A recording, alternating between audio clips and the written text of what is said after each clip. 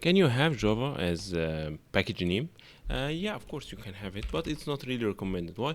Because if you know that we have like some properties which is defined in the java.lang, so it's kind of reserved here to be used. So it's not really recommended to use Java package here, because if you try to create another class, for example, say Java, and then you have package Java and it's Java, yeah, it's gonna be working fine. It's not gonna be making like an issue now. But I don't really I don't really know if it's gonna be making some kind of confusion. Also, it's not really recommended to have this kind of way of naming like Java, because why would you name it like this Java? It doesn't make sense, because this is not the way we name things, or